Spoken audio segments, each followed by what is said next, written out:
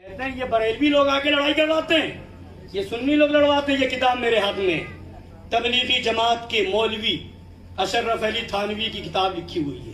بولے کس کی لکھی ہوئی ہے؟ اشرف علی تھانوی۔ ہم میں سناتا ہوں کون لڑواتا کون جھگڑا کرواتا ہے۔ ہندوستان میں 1857 سے پہلے کوئی ایک وہابی یا دیوبندی یا تبلیغی جماعت والا یا جماعت اسلامی والا ہو تو لا کے دکھاؤ جی، اٹھاؤ تاریخ۔ 1857 سے پہلے ہندوستان میں نہ وہابی تھا، نہ دیوبندی تھا، نہ تبلیغی جماعت تھی، نہ جماعت اسلامی تھی، نہ دیوبند تھا، نہ سہارنپور تھا، نہ ندوہ تھا، اور نہ یہ دلی میں بنا ہوا مرگھٹ تھا، مگر حضرت نظام الدین اولیاء کا گنبد سبحان اللہ، سبحان اللہ، سبحان اللہ، سبحان اللہ، سبحان یہ تھا کہ نہیں؟ جی، اگر چاہتے ہو ایک ہو جاؤ تو دلی چلو۔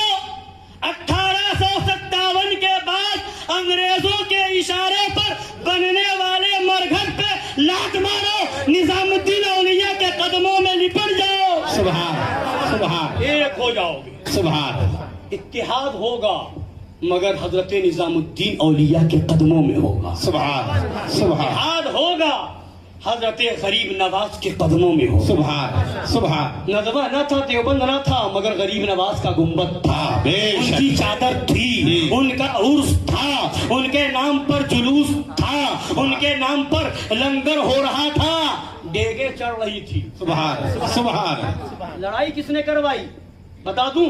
جی، میرے گھر کی کتاب نہیں، بریلی شریف کی نہیں، پیلی بھی شریف کی نہیں، یہ کتاب، یہ کتاب زکریا بک ڈپو دیوبند کی چھپی ہوئی ہے۔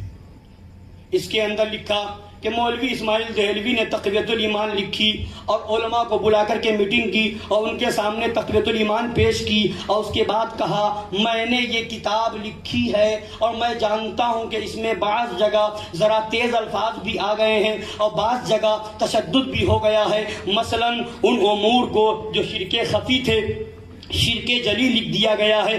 ان وجوہ سے مجھے اندیشہ ہے کہ اس کی اشاعت سے شورش ضرور ہوگی، اس کی اشاعت سے کتاب کے چھپنے سے شورش ہوگی، ہنگامہ، لڑائی جھگڑا، کتاب کے چھپنے سے، کیا یاد رکھیے گا، کتاب کے چھپنے سے لڑائی، اور یاد اٹھا کے دیکھ لو تاریخ، تقویت الایمان کے چھپنے سے پہلے کوئی لڑائی نہیں تھی، جی جی جی، سب عرس کرنے والے تھے، سبحان، سب لنگر کرنے والے تھے، جی، سب درگاہوں پہ جانے والے تھے، یہ شرک بدعت کرنے والے یہ تبلیغی جماعت والے نہیں تھے، سمجھ رہے ہیں؟ اب آئیے لکھتا ہے آگے،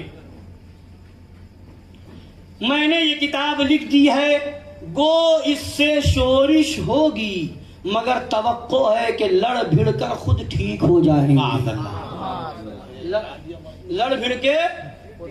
یہ کتاب ہے حکایات اولیاء، اس کا صفحہ نمبر 83-84، کتاب نام کا نام حکایات اولیاء ہے، اس کے اندر یہ لکھا ہے۔ تو اب مسلمانوں انصاف سے بتاؤ، جھگڑا کروانے والا کون؟ جماعت والے، تبلیغی جماعت والے۔ لڑائی کس نے کروائی؟ تبلیغی جماعت والوں نے۔ اس لیے اگر چاہتے ہو امن میں رہنا، امن و شانتی کے ساتھ زندگی گزارنا، تو بزرگوں کے دامن سے لپٹ جاؤ، سبحان، حضرات یوسفین شریفین کے دامن سے لپٹ جاؤ، سبحان، حضرت شرف الدین سہروردی کے دامن سے لپٹ جاؤ، حضرت بندہ نواز گیسو دراز کے قدموں سے لپٹ جاؤ، غریب نواز سرکار کے آستانے سے لپٹ جاؤ۔ جو ان بزرگوں نے پیغام دیا ہے انہیں اس پیغام کو سینے سے لگا لو، یہاں بھی کامیاب رہو گے، وہاں بھی کامیاب۔ بیش بیش، سبحان اللہ، سبحان، یہ ہے ان وہابیوں دیوبندیوں کا عقیدہ۔ معاذ اللہ ان کی کتاب تقویت الایمان میں لکھا نبی مر کر مٹی میں مل گئے، معاذ اللہ، معاذ اللہ، نبی اپنی بیٹی فاطمہ کو جہنم سے نہیں بچا سکتے، معاذ اللہ رب العالمین، یہ ان کی کتابوں میں لکھا ہے معاذ اللہ رب العالمین کہ نبی جس کا نام محمد یا علی ہو کسی چیز کا مالک و مختار نہیں، معاذ اللہ۔ ان کی کتاب میں لکھا ہے کہ جیسا علم نبی کو ہے ویسا بچوں پاگلوں جانوروں کو ہے، معاذ اللہ۔ ان کی کتاب میں لکھا ہے شیطان کا علم نبی کے علم سے زیادہ ہے، معاذ اللہ رب العالمین۔ بھلا بتائیے ایسا گندا عقیدہ رکھنے والے مسلمان ہوں گے؟ نہیں، بولیے مسلمان ہوں گے؟ نہیں۔ ان کی کتاب میں لکھا ہے کہ خدا جھوٹ بول سکتا معاذ، ہے۔ سب سے بڑا آتنکواد یہ ہے، جو خدا کو جھوٹا کہے، اس سے بڑا آتنکواد کوئی نہیں۔ بیش بیش، بولیے جو نبی کو اپنی طرح کہے اس سے بڑا آتنکوادی کوئی نہیں ہے. کل تک انہوں نے انگریزوں کے اشارے پر یہ کتابیں لکھی اور لوگوں کو لڑایا اور جھگڑا کروایا اور دیش کے اندر امن و شانتی کو برباد کیا.